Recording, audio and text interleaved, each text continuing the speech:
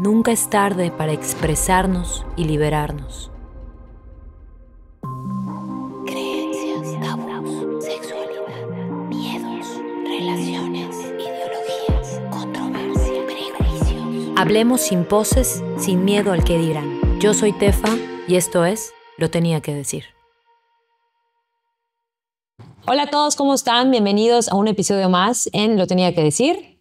Hoy me encuentro con el doctor Carlos Zapata, ginecólogo especialista en piso pélvico y medicina sexual. Bienvenido.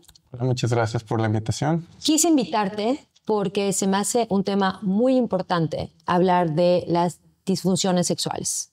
Creo que es muy importante hablar de estos temas porque hay gente que tienen problemas sexuales y no saben por qué, de dónde viene, ¿no? Como el problema del deseo, porque no tienen deseo, porque no tienen excitación o porque tienen dolor a la hora de tener sexo.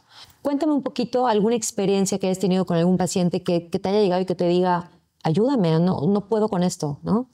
Fíjate que hay algo muy interesante en la medicina sexual que es muy raro que te llegue una paciente directamente por eso, sino que como tú tienes entrenamiento en medicina sexual, tú lo indagas en una consulta ginecológica anual o por alguna otra razón y ahí de repente descubres que existe algún problema de este tipo. Okay. Entonces, eso es muy importante empezar diciendo eso, ¿no? Que la persona que se atreve a decirlo es una persona con mucha valentía, pero también no es lo común. O sea, la persona que llega directo y te pregunta es alguien que ya debe estar afectando mucho su vida, porque quien no le afecta tanto, o a lo mejor quien sí le afecta mucho pero no se atreve, no te lo va a decir hasta que tú lo preguntas. Entonces eso es como un punto súper importante en la medicina sexual. Okay.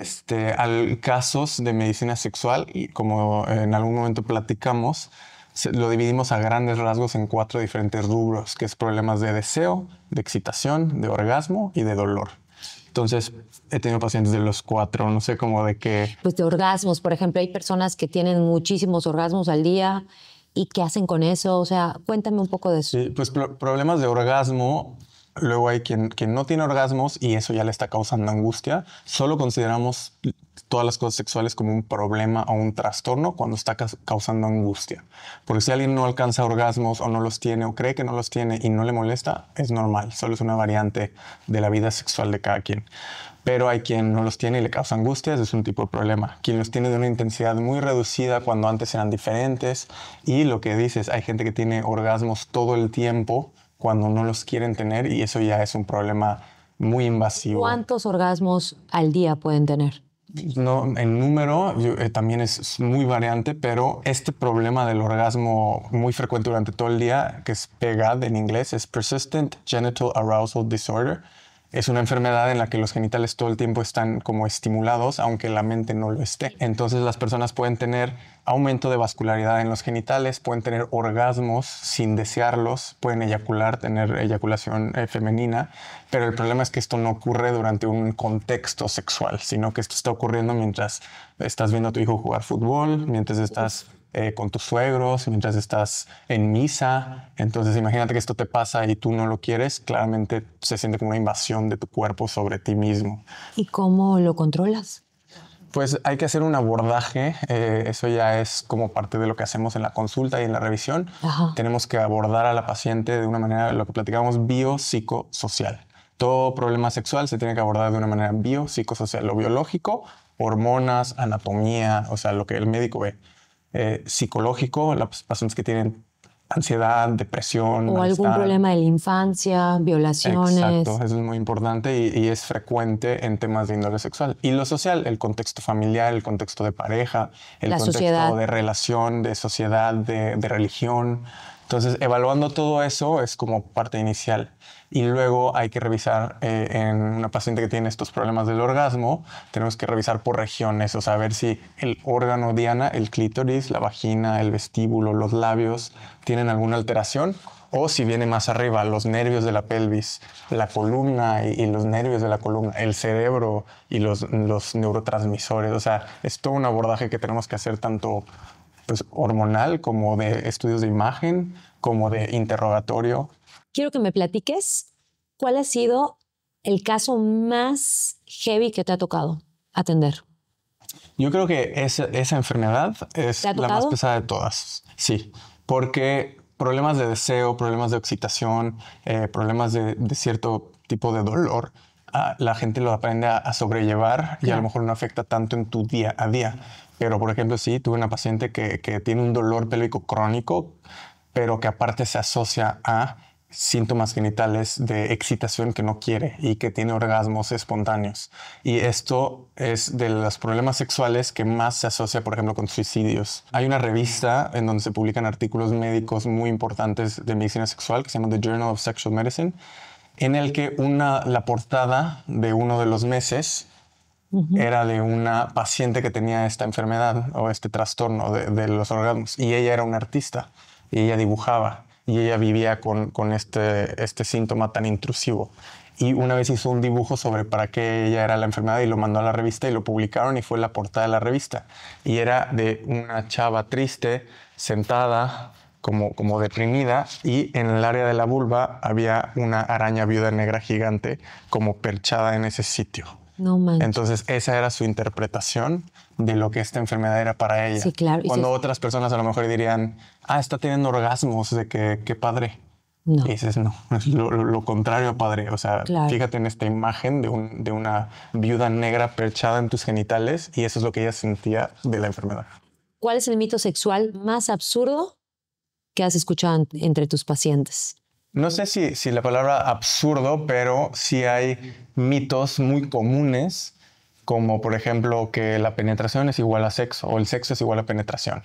Y eso sí es absurdo. O sea, Súper absurdo. Exacto. O sea, nada que el ver. sexo no es penetración. No. El sexo es muchas otras cosas. De hecho, las mujeres tenemos mucho más sensible la parte del clítoris que... De hecho, el orgasmo femenino es a través del clítoris. Por supuesto. 100%. Muchas mujeres no lo saben. No, para nada. De hecho, el primer paso en alguien que viene y dice, es que vengo porque no tengo orgasmos y me está causando angustia, es educación. Decirle, ok, cuéntame un poquito de qué es lo que haces. Claro. Y dices, no, pues nos besamos y penetración. Y dices, No. he ahí tu problema. Y también el hombre tiene que también echarle ganitas, ¿ah? Sí. Porque igual solo quieren ir y penetrar y luego... Exacto. Eso yo siento que es cuestión de educación, cultura, machismo, películas. O sea, porno también Sí. es 100% causado por todo eso. Bueno, que mencionas lo del porno, ¿cómo ves el tema? Porque a mí me ha tocado, y sobre todo en esta sociedad que vivimos en Yucatán, que tú sabes lo cerrados que son los yucatecos, el tema de ver porno en pareja.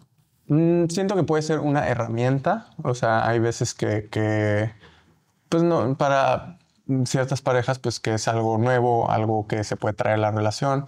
No lo veo como algo malo. No, ni yo.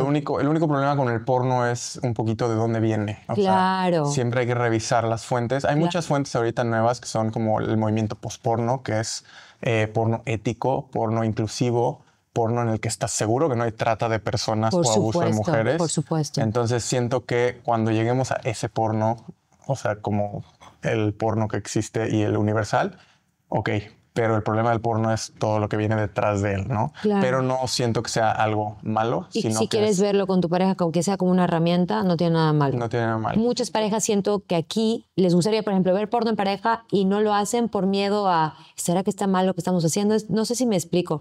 No es que vayas y digas, oye, yo veo con mi pareja porno. O sea, no, sino que... Pero dirás como que creen que está mal en cuanto a que los dos quieren y lo han hablado y no se atreven a hacerlo juntos, o que ni entre los dos tienen la comunicación para decirlo, proponerse. a eso me refiero. Ok. Le acabas de dar al... Sí, eso es gran parte también de los problemas sexuales, es falta de comunicación entre la pareja. Claro. O sea, y eso es algo impresionante porque pues si no es con tu pareja, ¿con quién no? ¿Con quién, Entonces, no? Claro. si algo yo pudiera invitar a la gente a hacer es comunicarse con sus parejas, o sea, no...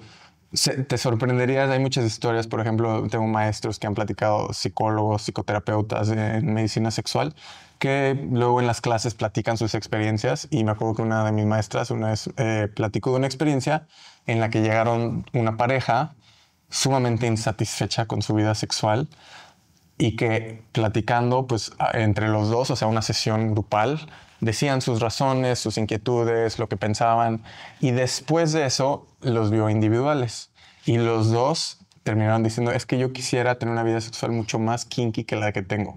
Y la pareja dijo lo mismo. Entonces la psicoterapeuta se queda así. Que se los digan. Y dice como, a ver, necesito que se Hablen. lo digas y el otro, o sea, ¿cómo es posible que los dos quieren una vida sexual más kinky y ninguno le dice al otro y los dos están viviendo, o sea, con lo que el otro sí quieren tener. Tiene mucho que ver tu entorno, es lo que te digo, tiene mucho que ver cómo te 100%. educaron, la sociedad, de que no te masturbes, no hagas esto, o es malo ver porno. O sea, son tantas cosas que creo que el mundo de la sexualidad, sí puedes tener algún trauma, sí, pueden haber muchas cosas, pero también hay muchas cosas que te dicen que está mal. Sí. O sea, que de niño te dicen, no hagas esto. Y no dejan que la gente sea libremente activo, sexualmente activo, ¿no? No, el problema es que creces con cierta represión Ándale. de algo, o sea, natural. Claro. Y en el momento en el que ya te toca expresarlo, vives con pensamientos intrusos de que no deberías expresarlo, no deberías sentirlo, no deberías quererlo.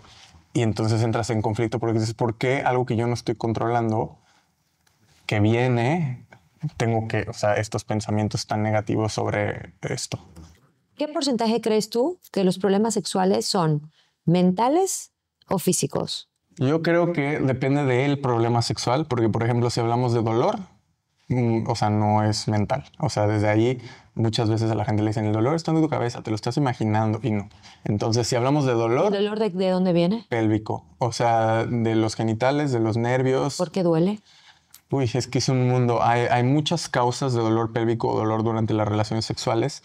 Normalmente lo tratamos de dividir como, o la manera en la que nos orienta hacia origen, es si el dolor es a la penetración superficial o a la penetración profunda. Entonces, por ejemplo, un dolor a la penetración superficial suele ser por falta de estimulación hormonal en la entrada de la vagina. ¿Lubricación?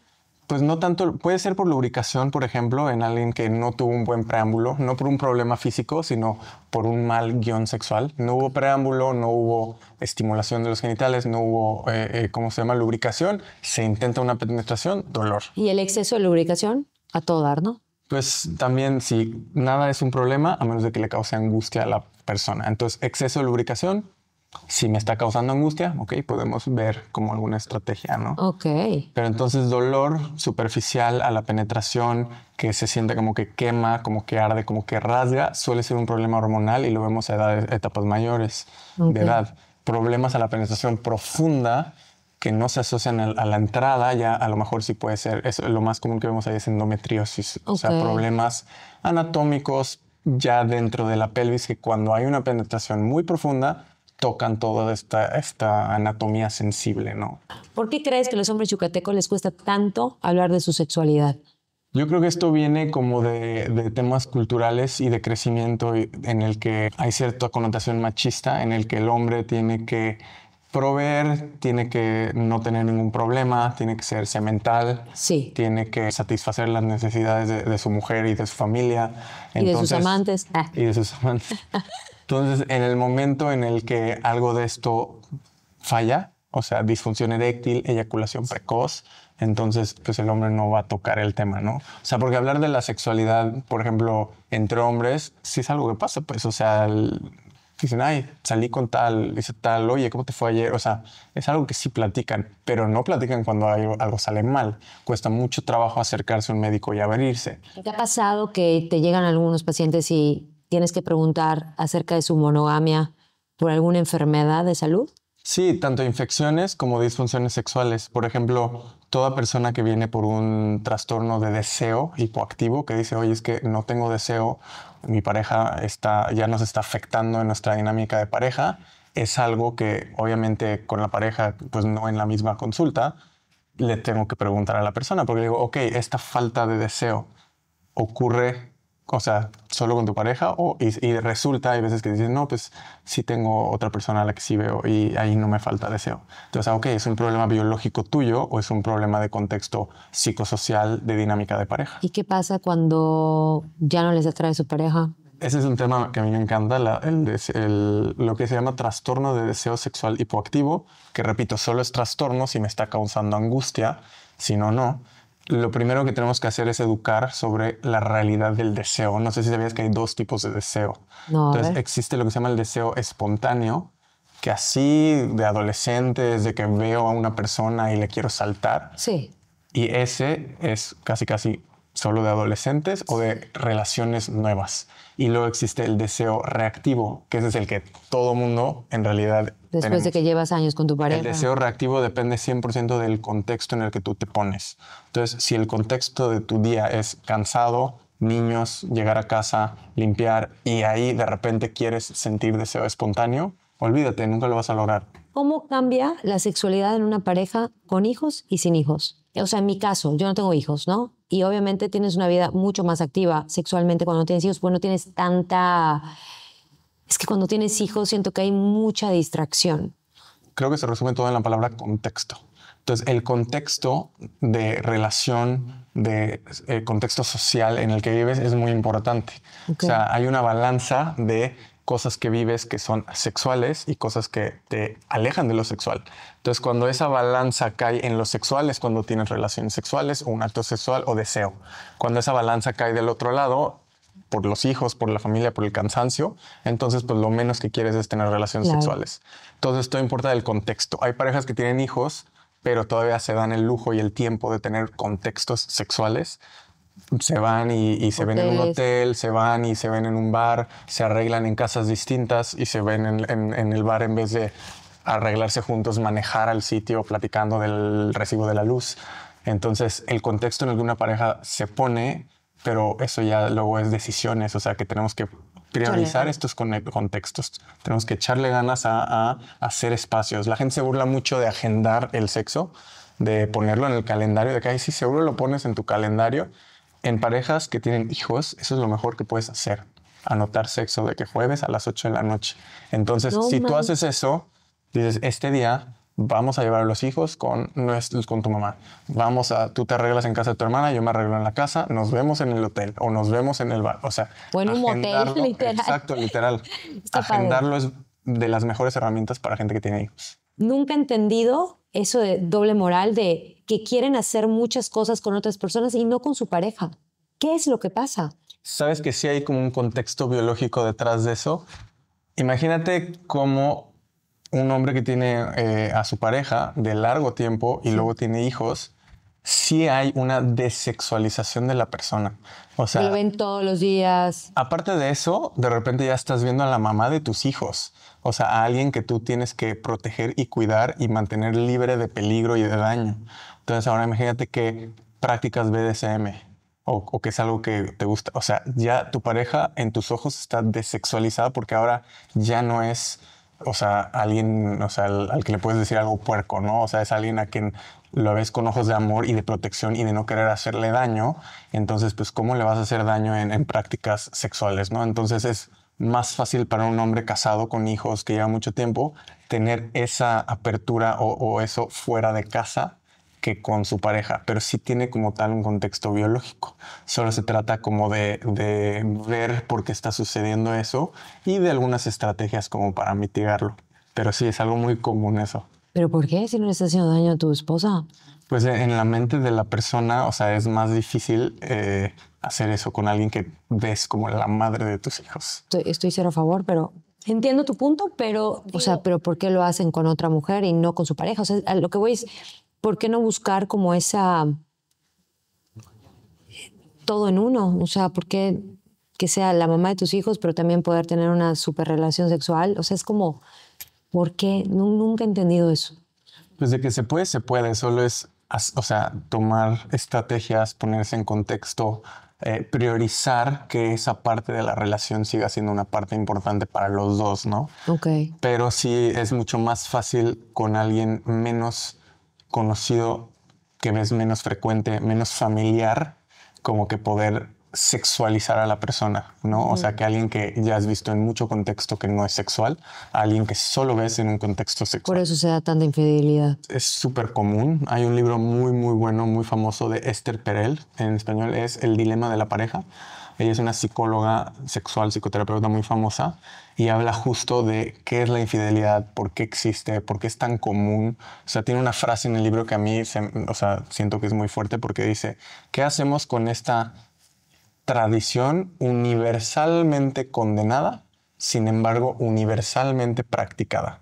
Entonces, a lo mejor algo estamos haciendo en nuestra dinámica de relaciones actuales propiciadas por Disney y las películas rom-com que nos está causando tanta infidelidad o tanta dinámica disfuncional, ¿no? Sí, que buscan lo que está fuera de casa, ¿no? Sí. Y no están conformes con lo que tienen dentro. Es complicadísimo. Muy complicado. ¿El estrés y la ansiedad afecta en las relaciones sexuales? ¿Cómo lo notas tú con tus pacientes en consulta? 100%. Como hablábamos de lo biopsicosocial que se tiene que evaluar en cada problema del índole sexual, la parte del medio es justo psico, ¿no? Entonces lo biológico, lo psicológico y lo social. Lo psicológico es depresión, ansiedad, estrés. Todo esto son hormonas, o sea, que el cuerpo libera cortisol, que nos afectan en todas las funciones biológicas del cuerpo.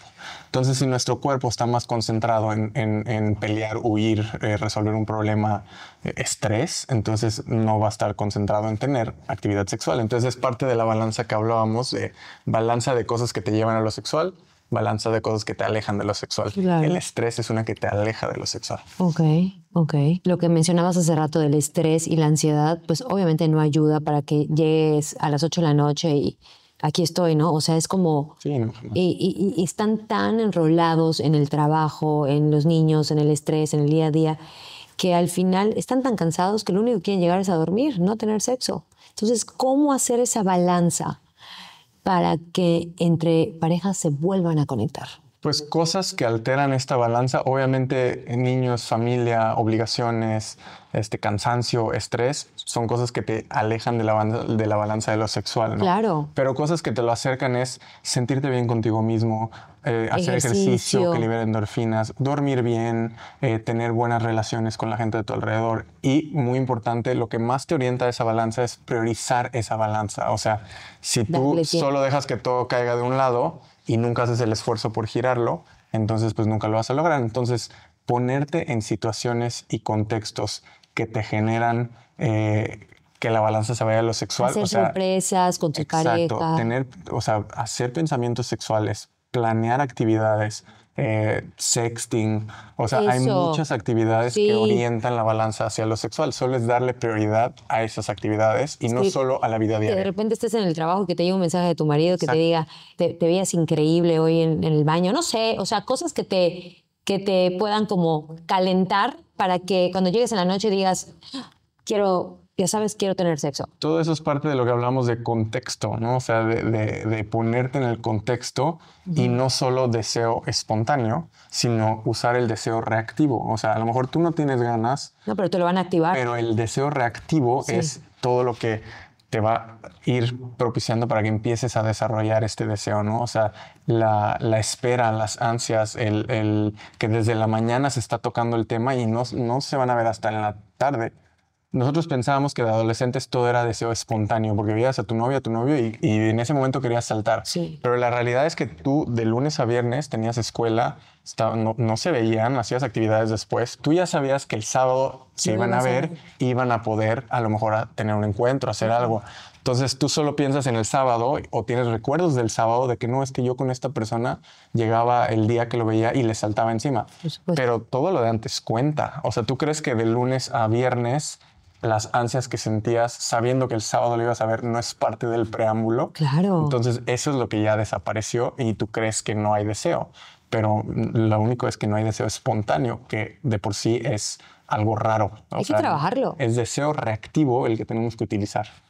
Por eso que me refiero, en una relación de 20 años, de 15 años, de 30 años, hay que trabajarlo. O sea, no es 100%. nada más de que, o sea, tienes que trabajarlo. Así como le dedicas tiempo y esfuerzo a diferentes actividades, a tu trabajo, tus hijos, a tu familia, al ejercicio, hay que dedicarle tiempo y esfuerzo a tu relación. Y la masturbación también, ¿no? O sea, tener también tus tiempos solo igual. Ajá, para los problemas de orgasmo es súper importante porque la persona llega y dice, es que no tengo orgasmos, me está afectando. Y dices, ok, ¿cuándo no tienes orgasmos? Con mi pareja, no los alcanzo. Y dices, ok, ¿y sola? Sola sí. Falta de comunicación. Algo falta de comunicación, algo durante la relación. Pero luego hay quien te dice, ¿y sola? Es que sola yo no hago nada. Entonces, si alguien no conoce su cuerpo, nunca se ha explorado, ¿cómo va a saber qué le gusta? ¿Cómo le va a poder decir a su pareja qué es lo que le gusta? Te tengo una pregunta. Tengo amigos que me han dicho que pueden vivir sin sexo. ¿Tú crees eso?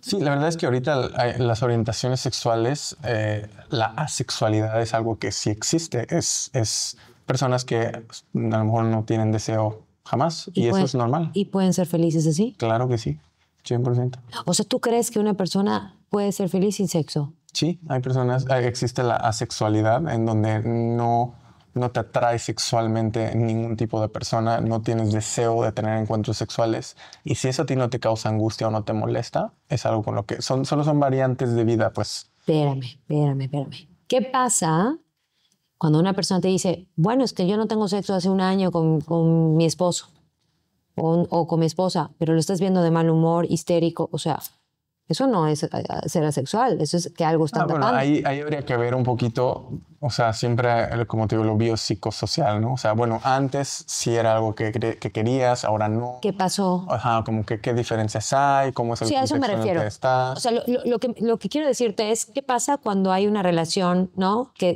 tienen sexo, muchísimo sexo al principio y dejan de tener y ya no tienen ese deseo sexual? Ahí lo que veo es, si no hay ningún problema, o sea, las alteraciones del líbido y del deseo normal. es normal que fluctúen a lo largo de la vida, es completamente normal, o sea, Ok. no hay una regla de cómo deba de ser. Sí. Ahora, si te causa distrés o angustia, entonces ya es cuando hay que hacer algo. Pero aquí hay que tomar en cuenta que si es una relación de largo plazo en donde una persona dice yo puedo vivir sin sexo y no tengo ningún problema, tenemos que ver el contexto de la otra persona. Eso te iba a decir, porque hay gente que sí necesita Porque qué tal tener que la sexo. otra persona no piensa lo mismo.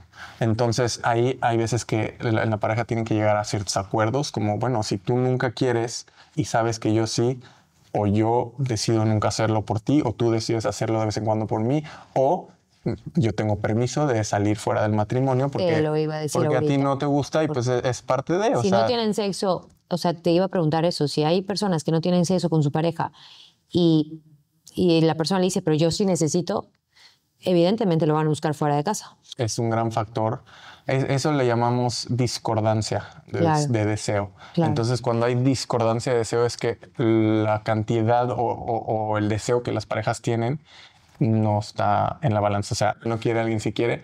Y ahí lo que tenemos que hacer, como, bueno, esto es ya un poquito más de psicoterapia sexual. Yo no lo veo tanto como en medicina sexual, pero sí tengo que orientarlos y guiarlos y referirlos a alguien que puede llevar este problema. Pero en la discordancia hay que poner a los dos al mismo nivel. O sea, no se trata de a la persona que no quiere que tenga que hacerlo al nivel de la que quiere. O sea, los dos tienen que bajarse a un intermedio. Ok. O sea, quien quiere mucho a lo mejor tiene que, pues estar feliz con un poquito menos. Quien quiere poco a lo mejor tiene que hacer el esfuerzo para que queden en el mismo nivel. O sea, lo que tratamos de hacer es que queden los dos en el centro. Pero la realidad es que no se trata de forzar a nadie, o sea, No. eso es lo peor que puedes hacer. No, y si quieren abrir la relación y se Esa es otra también opción. es O otra sea, opción. la verdad es que son acuerdos. Claro. Entonces, si abrir la relación es algo que les puede funcionar a una pareja, entonces, pues a todo dar, háganlo. Y otra cosa que te iba a preguntar, ¿tú crees que con el sexo se puede solucionar muchos problemas en el matrimonio? Pues depende mucho del contexto, yo creo, del matrimonio. O sea, hay veces que el sexo es el problema, hay veces que es parte del problema, hay veces que es uno de los problemas. O sea, entonces como que es muy amplio el tema como para saber si tener sexo va a solucionar los problemas del matrimonio. No, mi pregunta es, ¿tú crees que el sexo puede ayudar si estás distanciado con tu pareja? Ok. Que después de tener sexo pueda haber un cambio de actitud. Que digas, hoy discutimos en la mañana por algo, tuvimos sexo y enseguida nos volvimos a unir. ¿Pasa? Pues el sexo es una forma de intimidad y de conexión. Entonces la realidad es que sí pueden cambiar las cosas después de siempre depende de los motivos que se haya tenido el encuentro, ¿no? Claro. Entonces que sí pueda traer a una pareja en una conexión más profunda o que los vuelva a acercar en intimidad, 100%. Sí, ¿verdad? Hablando de este tema, hay algo súper interesante en cuanto a motivos de tener sexo. Hay un estudio muy famoso que se llama Why Humans Have Sex, en donde alguien haciendo el estudio interrogó a quién sabe cuántas personas para que le digan razones por las cuales ellos tenían sexo. Entonces, ¿tú crees que las razones son 3 o 4? O sea, el estudio terminó teniendo más de 300 razones escritas. Entonces, ahí salía para sentirme bien, salía para liberar endorfinas, porque estaba deprimido, porque necesitaba, pero también sale venganza, sale porque necesitaba dinero, sale para que mi esposo no me deje, sale para conseguir un nuevo empleo. O sea, hay millones de razones por las cuales los humanos tienen relaciones sexuales. Para bien y para mal. Sí, no significa que sean, o sea, no consensuadas, o sea, porque hay quien sí tiene relaciones consensuadas, pero por un motivo que no es placer o alguna otra cosa, ¿no? También está porque quería tener un hijo, o sea, lo reproductivo. Entonces, a mí se me hace muy, muy padre no tener que encasillar a las relaciones sexuales a placer, conexión con la pareja. O sea, la realidad es que los humanos tienen sexo por muchas razones. Y pues si es algo consensuado, no hay problema. Claro, si te funciona. Exacto. Si te funciona que cuando te pelees tienes sexo y te reconcilias, que a todo dar, no también te caigan. ¿Qué tal que es muy difícil comunicarse y la única manera en la que lo logran bajar esas barreras? Es en la cama. Entonces hay veces que ese es el motivo. En la lista de todos los motivos dice, para volver a reconectar con mi pareja después de una pelea. Claro. Totalmente válido. ¿Qué porcentaje le pones a una relación de importancia con el sexo? Uy, ahí también muy variable, porque todos le damos la importancia diferente. O sea, hay quien es muy importante, hay quien es poco importante. Más que un valor global universal, creo que es un valor entre la pareja. O sea, hay parejas que le van a dar menos valor, hay parejas que le van a dar más valor, hay quien no puede vivir con alguien si no está ese ámbito cubierto, hay quien no tiene problema con vivir con alguien toda la vida y que no esté cubierto. Entonces no hay como una talla para todos, es entre la pareja, se decide y pues eso es lo que decides vivir. Mencióname las causas más frecuentes de problemas de excitación. Entonces, problemas de excitación lo podemos dividir en los hombres y en las mujeres, ¿no? Excitación ya estamos hablando de la reacción fisiológica de los genitales. Entonces, en el hombre sería erección, en la mujer sería lubricación. Entonces, en la mujer, lo más frecuente cuando hay problemas de lubricación es, uno, la educación y el acto y el preámbulo que hubo. A veces es muy rápido, directo a la penetración y por lo tanto no hay la reacción fisiológica.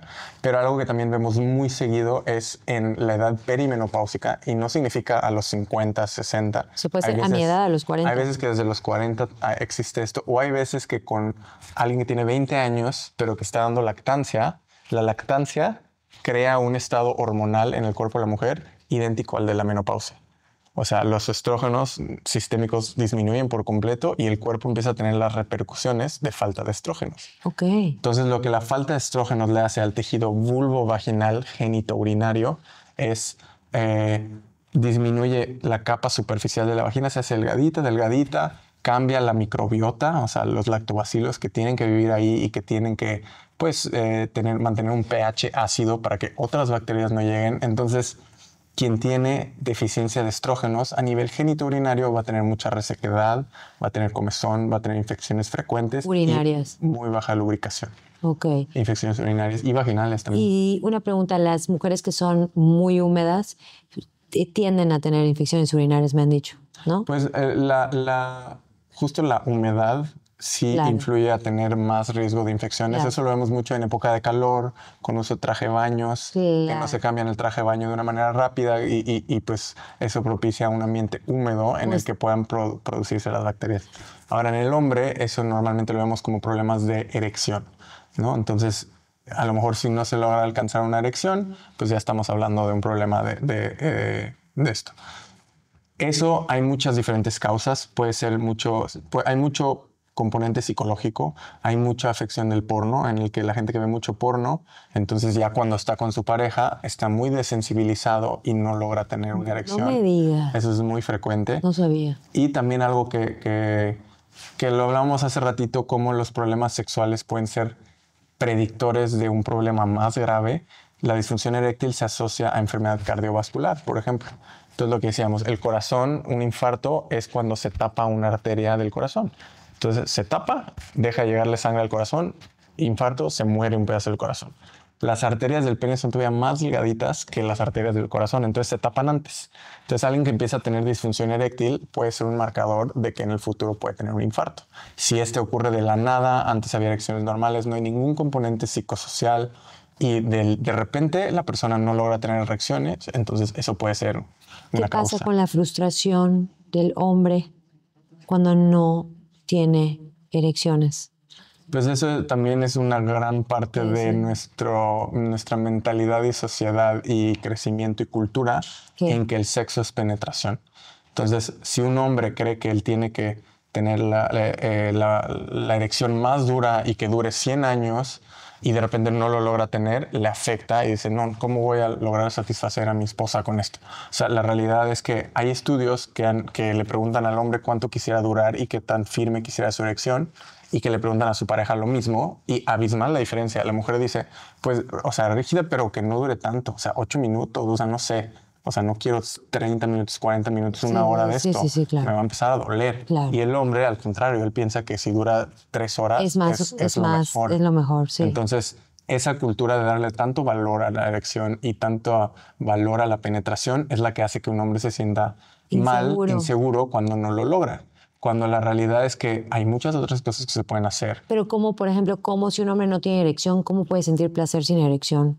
Pues de hecho, hay, por ejemplo, situaciones en las que el hombre nunca más va a poder tener una erección, lesiones de automóvil, secciones medulares, ¿Y qué hacen? diabetes muy avanzadas, y se puede encontrar placer y hasta se puede encontrar orgasmo de otras maneras. Hay orgasmos que se conocen como orgasmos secos, porque el orgasmo tiene un gran componente cerebral también, o sea, no todo es genital, sino pues acuérdate, todos son interpretaciones y señales que nosotros le damos, ¿no? Claro. Entonces, la realidad es que la penetración y la erección no es todo.